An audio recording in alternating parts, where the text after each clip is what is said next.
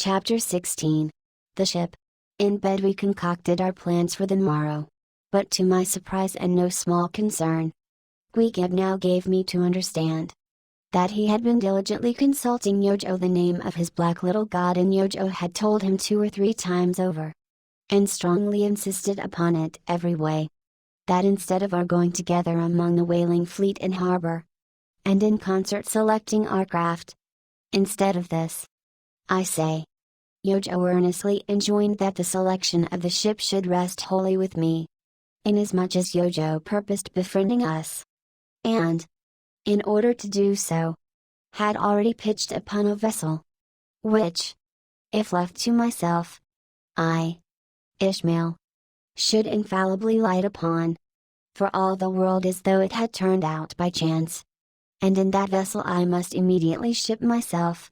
For the present, irrespective of Gwigig, I have forgotten to mention that, in many things, Gwigig placed great confidence in the excellence of Yojo's judgment and surprising forecast of things, and cherished Yojo with considerable esteem, as a rather good sort of god, who perhaps meant well enough upon the whole, but in all cases did not succeed in his benevolent designs.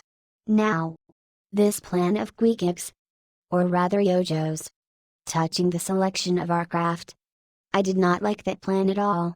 I had not a little relied upon Gwigig's sagacity to point out the whaler best fitted to carry us and our fortunes securely. But as all my remonstrances produced no effect upon Gwigig, I was obliged to acquiesce, and accordingly prepared to set about this business with a determined rushing sort of energy and vigor, that should quickly settle that trifling little affair. Next morning early, leaving Gwigig shut up with Yojo in our little bedroom, for it seemed that it was some sort of Lent or Ramadan, or day of fasting, humiliation, and prayer with Gwigig and Yojo that day. How it was I never could find out. For, though I applied myself to it several times, I never could master his liturgies and 39 articles. Leaving Gwigig, then, fasting on his tomahawk pipe, and Yojo warming himself at his sacrificial fire of shavings, I sallied out among the shipping. After much prolonged sauntering and many random inquiries, I learnt that there were 3 ships up for 3 years' voyages: the Devil Dam, the Titbit, and the Pequod. Devil Dam, I do not know the origin of. Titbit is obvious. Pequod, you will no doubt remember, was the name of a celebrated tribe of Massachusetts Indians, now extinct as the ancient Medes.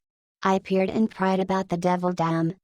From her, hopped over to the Titbit, and finally, going on board the Pequod, looked around her for a moment, and then decided that this was the very ship for us. You may have seen many a quaint craft in your day. For aught I know, square-toed luggers, mountainous Japanese junks, butterbox galliots, and what not. But take my word for it, you never saw such a rare old craft as this same rare old Pequod. She was a ship of the old school, rather small if anything, with an old-fashioned claw-footed look about her, long-seasoned and weather-stained in the typhoons and calms of all 4 oceans. Her old hull's complexion was darkened like a French grenadier's, who has alike fought in Egypt and Siberia. Her venerable bows looked bearded, her masts cut somewhere on the coast of Japan, where her original ones were lost overboard in a gale. Her masts stood stiffly up like the spines of the 3 old kings of Cologne. Her ancient decks were worn and wrinkled, like the pilgrim-worshipped flagstone in Canterbury Cathedral where Becket bled. But to all these her old antiquities were added new and marvelous features, pertaining to the wild business that for more than half a century she had followed.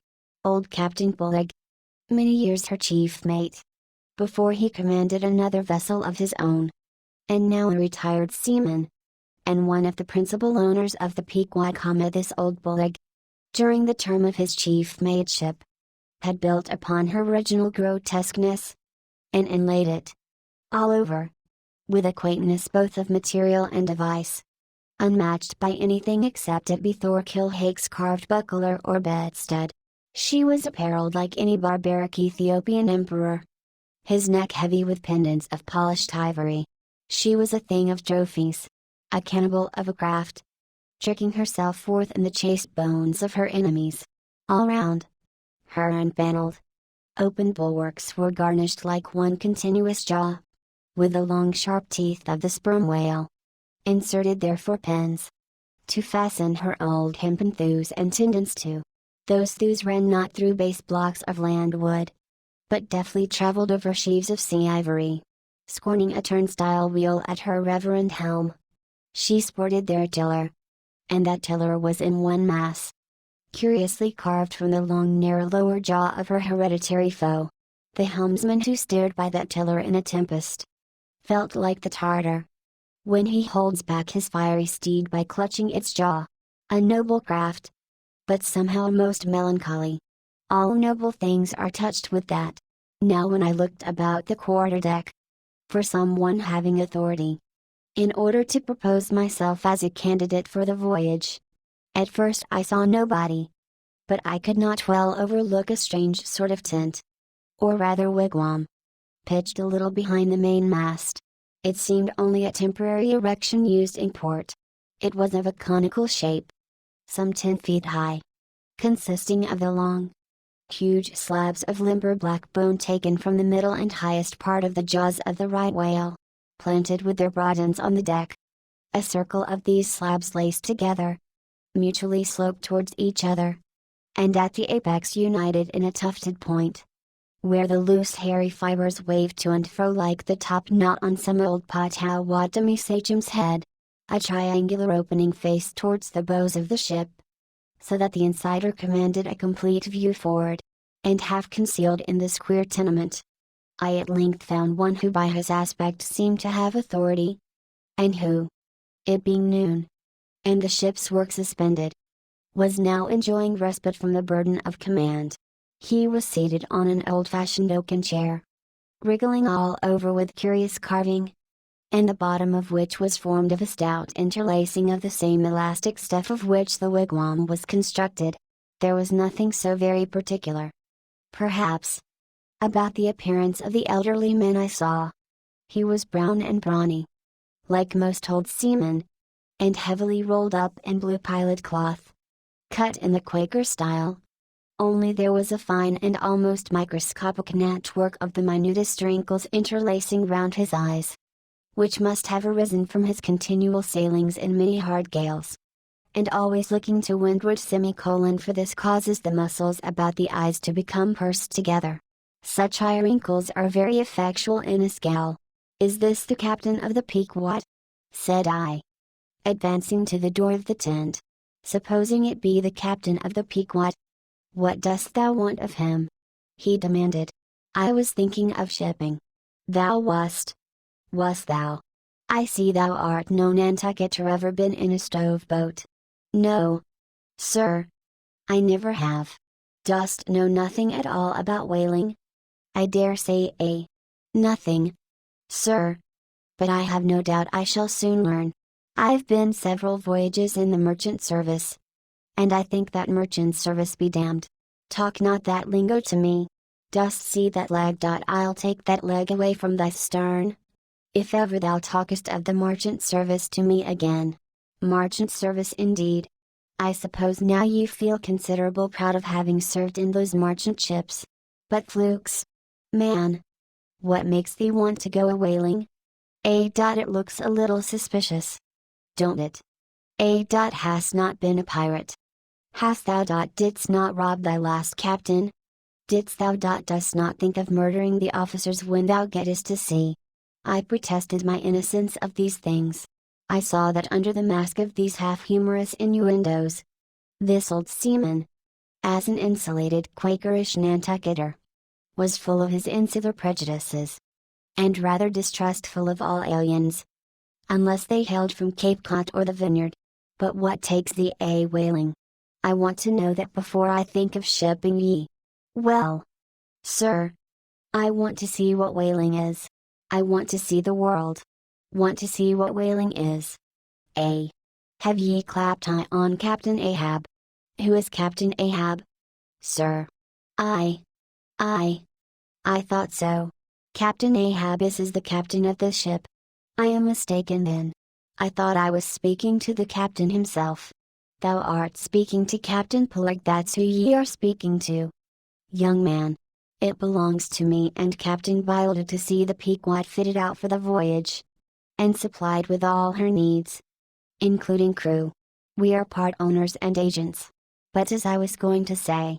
If thou wantest to know what whaling is. As thou tellest ye do. I can put ye in a way of finding it out before ye bind yourself to it. Past backing out. Clap high on Captain Ahab. Young man. And thou wilt find that he has only one leg. What do you mean? Sir. Was the other one lost by a whale? Lost by a whale. Young man. Come nearer to me, it was devoured.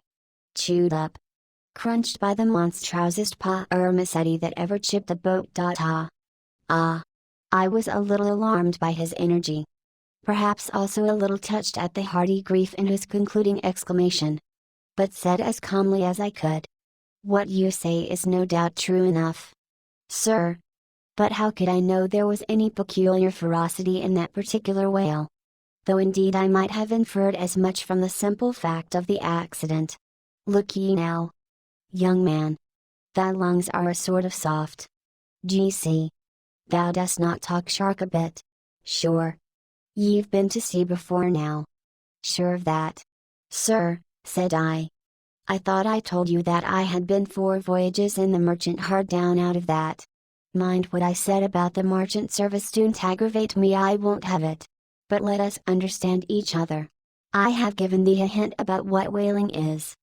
Do ye yet feel inclined for it? I do. Sir. Very good. Now. Art thou the man to pitch a harpoon down a live whale's throat? And then jump after it? Answer. Quick. I am. Sir. If it should be positively indispensable to do so.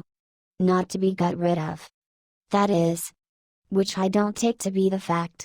Good again. Now then. Thou not only wantest to go a whaling. To find out by experience what whaling is. But ye also want to go in order to see the world. Was not that what ye said? I thought so. Well then. Just step forward there. And take a peep over the weather bow. And then back to me and tell me what ye see there. For a moment I stood a little puzzled by this curious request. Not knowing exactly how to take it.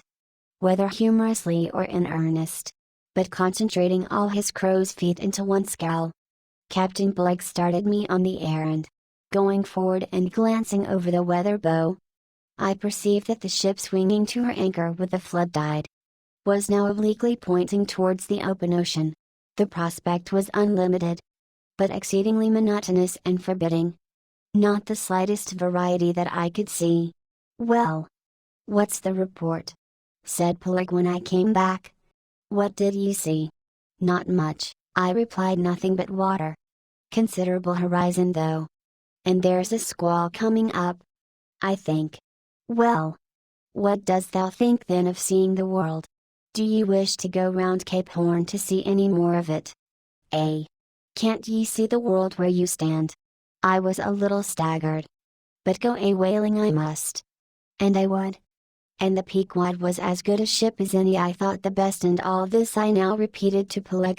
Seeing me so determined. He expressed his willingness to ship me. And thou mayst as well sign the papers right off, he added, come along with ye. And so saying, he led the way below deck into the cabin. Seated on the transom was what seemed to me a most uncommon and surprising figure. It turned out to be Captain Bildad, who along with Captain Peleg was one of the largest owners of the vessel. The other shares, as is sometimes the case in these ports, being held by a crowd of old annuitants, widows, fatherless children, and chancery wards, each owning about the value of a timber head, or a foot of plank, or a nail or two in the ship. People in Nantucket invest their money in whaling vessels, the same way that you do yours in approved state stocks, bringing in good interest. Now, Bildad, like Peleg, and indeed many other Nantucketers, was a Quaker, the island having been originally settled by that sect.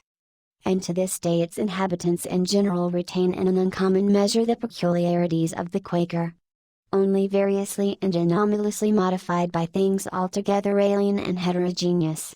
For some of these same Quakers are the most sanguinary of all sailors and whale hunters. They are fighting Quakers. They are Quakers with a vengeance. So that there are instances among them of men who, named with scripture names a singularly common fashion on the island and in childhood naturally imbibing the stately dramatic thee and thou of the Quaker idiom, still, from the audacious, daring, and boundless adventure of their subsequent lives, strangely blend with these ungrown peculiarities 1,000 bold dashes of character, not unworthy a Scandinavian sea king, or a poetical pagan Roman. And when these things unite in a man of greatly superior natural force, with a globular brain and a ponderous heart, who is also by the stillness and seclusion of many long night watches in the remotest waters, and beneath constellations never seen here at the north, been led to think untraditionally and independently, receiving all nature's sweet or savage impressions fresh from her own virgin voluntary and confiding breast, and thereby chiefly, but with some help from accidental advantages, to learn a bold and nervous lofty language that man makes one in a whole nation's sense a same mighty pageant creature, formed for noble tragedies, nor will it at all detract from him, dramatically regarded, if either by birth or other circumstances, he have what seems a half-willful overruling morbidness at the bottom of his nature, for all men tragically great are made so through a certain morbidness, be sure of this. O young ambition! All mortal greatness is but disease. But, as yet we have not to do with such an one, but with quite another. And still a man, who, if indeed peculiar, it only results again from another phase of the Quaker, modified by individual circumstances, like Captain Bullock. Captain Bildad was a well-to-do, retired whaleman. But unlike Captain Blake who cared not a rush for what are called serious things, and indeed deemed those self-same serious things the veriest of all trifles, Captain Bildad had not only been originally educated according to the strictest sect of Nantucket Quakerism, but all his subsequent ocean life, and the sight of many unclad, lovely island creatures, round the Horn, all that had not moved this native-born Quaker one single jot, had not so much as altered one angle of his vest. Still, for all this immutableness, was there some lack of common consistency about worthy Captain Bildad, though refusing, from conscientious scruples, to bear arms against land invaders, yet himself had illimitably invaded the Atlantic and Pacific, and though a sworn foe to human bloodshed, yet had he in his straight-bodied coat spilled tons upon tons of Leviathan gore. How now in the contemplative evening of his days, the pious Bildad reconciled these things in the reminiscence, I do not know, but it did not seem to concern him much, and very probably he had long since come to the sage and sensible conclusion that a man's religion is one thing, and this practical world quite another.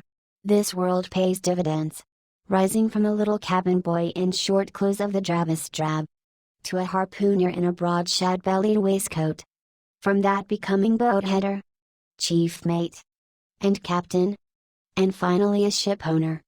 Bildad, as I hinted before, had concluded his adventurous career by wholly retiring from active life at the goodly age of 60, and dedicating his remaining days to the quiet receiving of his well-earned income. Now, Bildad, I am sorry to say, had the reputation of being an incorrigible old hunks, and in his sea-going days, a bitter, hard taskmaster.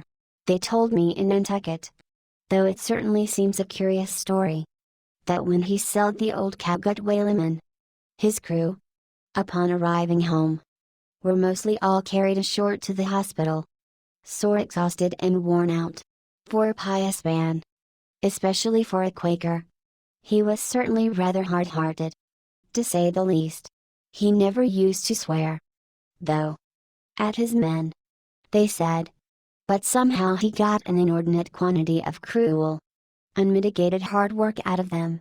When Bildad was a chief mate, To have his drab-colored eye intently looking at you made you feel completely nervous, till you could clutch something, a hammer or a marling's pike, and go to work like mad at something or other. Never mind what indolence and idleness flourished before him. His own person was the exact embodiment of his utilitarian character.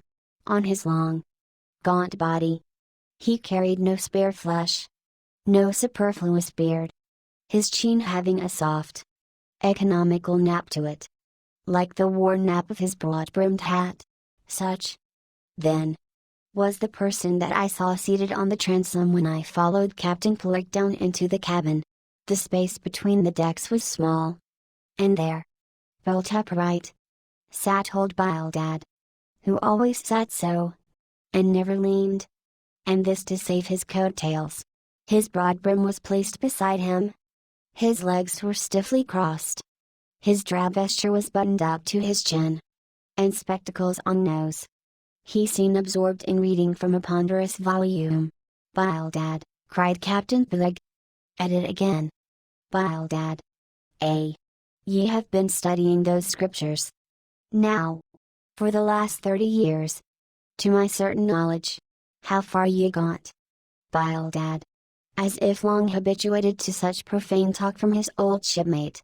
Bildad, without noticing his present irreverence, quietly looked up, and seeing me, glanced again inquiringly towards Peleg. "He says he's our man." "Bildad," said Peleg. "He wants to ship." "Does thee?" said Bildad, in a hollow tone, and turning round to me. "Dost," said I unconsciously. He was so intense a Quaker. "What do ye think of him?" "Bildad," said Peleg. "He'll do," said Bildad, eyeing me, and then went on spelling away at his book in a mumbling tone quite audible. I thought him the queerest old Quaker I ever saw, especially as Peleg, his friend and old shipmate, seemed such a blusterer. But I said nothing, only looking round me sharply. Peleg now threw open a chest, and drawing forth the ship's articles, placed pen and ink before him, and seated himself at a little table. I began to think it was high time to settle with myself at what terms I would be willing to engage for the voyage. I was already aware that in the whaling business they paid no wages, but all hands, including the captain, received certain shares of the profits called lays, and that these lays were proportioned to the degree of importance pertaining to the respective duties of the ship's company. I was also aware that being a green hand at whaling, my own lay would not be very large, but considering that I was used to the sea, could steer a ship, splice a rope, and all that, I made no doubt that from all I had heard I should be offered at least the 275th lay, that is, the 275th part of the clear net proceeds of the voyage, whatever that might eventually amount to. And though the 275th lay was what they call a rather long lay, yet it was better than nothing, and if we had a lucky voyage, might pretty nearly pay for the clothing I would wear out on it. Not to speak of my 3 years' beef and board, for which I would not have to pay one stiver. It might be thought that this was a poor way to accumulate a princely fortune, and so it was. A very poor way indeed, but I am one of those that never take on about princely fortunes, and am quite content if the world is ready to board and lodge me, while I am putting up at this grim sign of the thundercloud. Upon the whole, I thought that the 275th lay would be about the fair thing, but would not have been surprised had I been offered the 200th. Considering I was of a broad-shouldered make. But one thing, nevertheless, that made me a little distrustful about receiving a generous share of the profits was this: ashore, I had heard something of both Captain Peleg and his unaccountable old crony Bildad. How that they being the principal proprietors of the Pequot, therefore the other and more inconsiderable and scattered owners, left nearly the whole management of the ship's affairs to these two.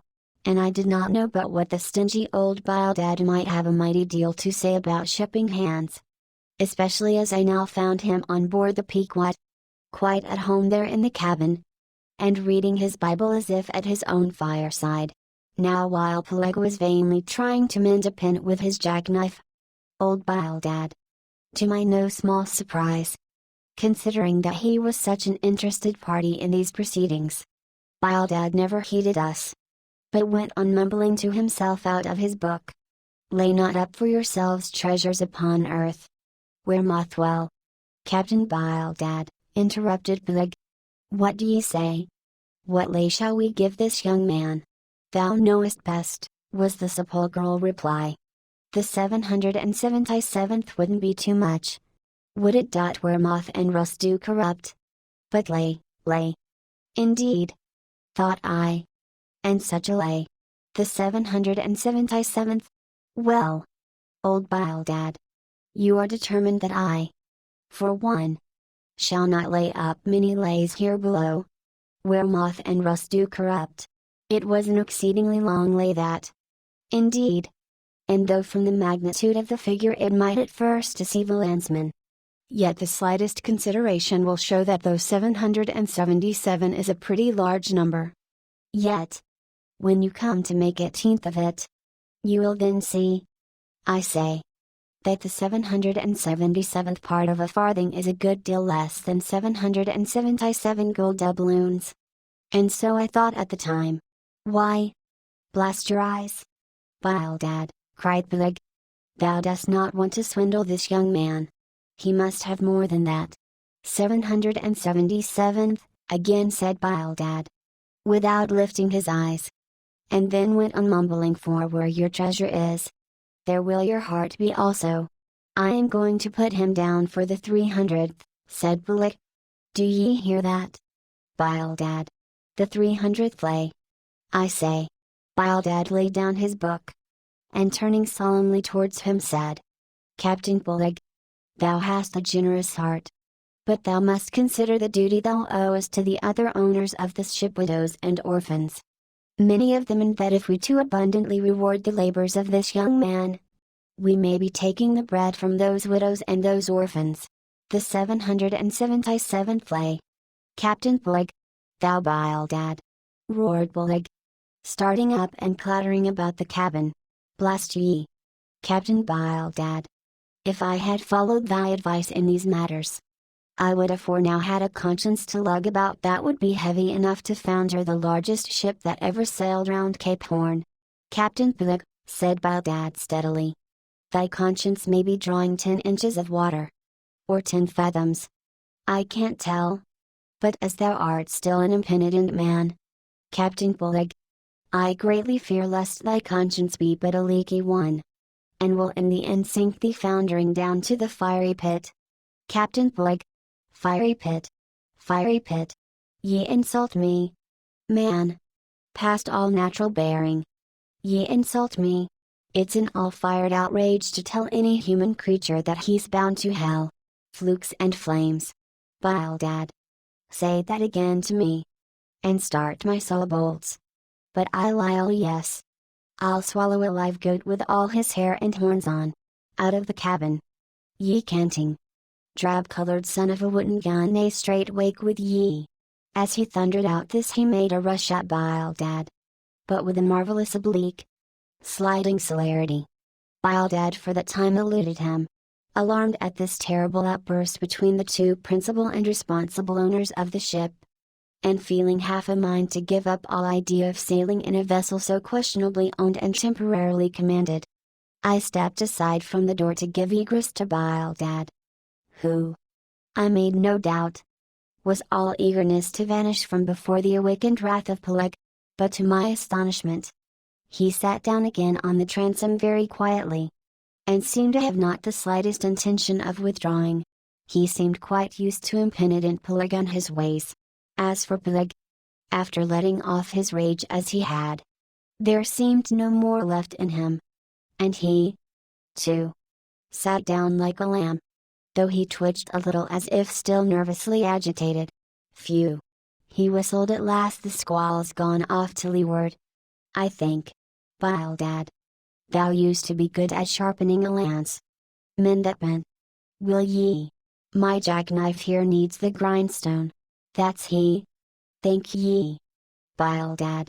Now then, my young man, Ishmael's thy name, didn't ye say? Well then, Down ye go here, Ishmael. For the 300th lay. Captain Peleg, said I. I have a friend with me who wants to ship too. Shall I bring him down tomorrow? To be sure, said Peleg. Fetch him along. And we'll look at him. What lay does he want? Groaned Bildad, glancing up from the book in which he had again been burying himself. Oh! Never thee mind about that. Bildad, said Peleg.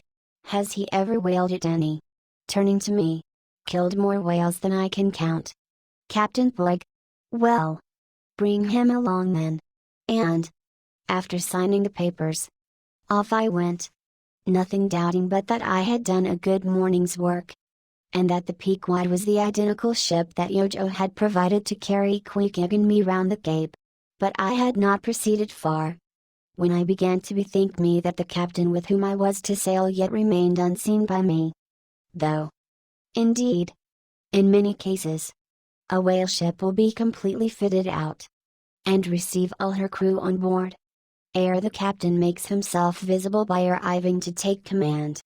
For sometimes these voyages are so prolonged, and the short intervals at home so exceedingly brief, that if the captain have a family, or any absorbing concernment of that sort, he does not trouble himself much about his ship in port, but leaves her to the owners till all is ready for sea.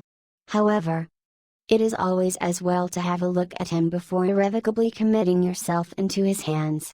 Turning back, I accosted Captain Peleg, inquiring where Captain Ahab was to be found. And what dost thou want of Captain Ahab? It's all right enough. Thou art chipped. Yes. But I should like to see him. But I don't think thou wilt be able to at present. I don't know exactly what's the matter with him. But he keeps close inside the house. A sort of sick. And yet he don't look so. In fact, he ain't sick. But no. He isn't well either. Anyhow, young man, he won't always see me. So I don't suppose he will thee. He's a queer man. Captain Ahab says something but a good one. Oh! Thou'lt like him well enough. No fear.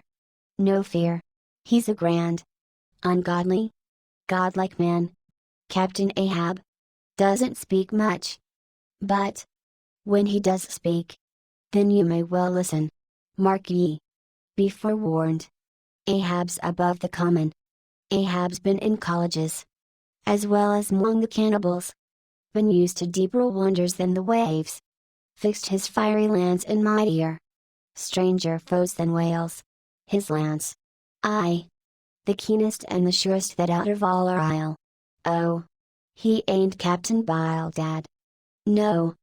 And he ain't Captain Peleg. He's Ahab. Boy.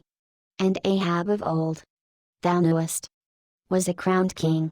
And a very vile one. When that wicked king was slain, the dogs, did they not lick his blood? Come hither to me, hither. Hither, said Peleg, with a significance in his eye that almost startled me. Look ye, lad. Never say that on board the Pequod. Never say it anywhere. Captain Ahab did not name himself. 'Twas a foolish, ignorant whim of his crazy, widowed mother, who died when he was only a 12-month old. And yet the old squaw Tistig, at Gayhead, said that the name would somehow prove prophetic. And, perhaps, other fools like her may tell thee the same. I wish to warn thee. It's a lie. I know Captain Ahab well. I've sailed with him as mate years ago. I know what he is, a good man, not a pious good man, like Bildad. But a swearing good man, something like me, only there's a good deal more of him. I know that he was never very jolly. And I know that on the passage home, he was a little out of his mind for a spell. But it was the sharp shooting pains in his bleeding stump that brought that about. As anyone might see.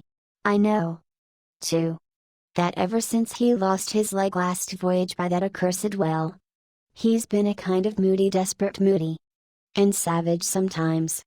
But that will all pass off, and once for all. Let me tell thee and assure thee, young man, it's better to sail with a moody good captain than a laughing bad one. So goodbye to thee, and wrong not Captain Ahab. because he happens to have a wicked name. Besides, my boy, he has a wife, not 3 voyages. What a day, sweet, resigned girl. Think of that. By that sweet girl, that old man has a child. Hold ye, then there can be any utter hopeless harm in Ahab. No, no, my lad. Stricken, blasted, if he be. Ahab has his humanities. As I walked away, I was full of thoughtfulness. What had been incidentally revealed to me of Captain Ahab filled me with a certain wild vagueness of painfulness concerning him, and somehow, at the time, I felt a sympathy and a sorrow for him. But for I don't know what. Unless it was the cruel loss of his leg. And yet I also felt a strange awe of him. But that sort of awe, which I cannot at all describe, was not exactly awe. I do not know what it was, but I felt it. And it did not disincline me towards him, though I felt impatience at what seemed like mystery in him, so imperfectly as he was known to me then. However, my thoughts were at length carried in other directions, so that for the present dark Ahab slipped my mind.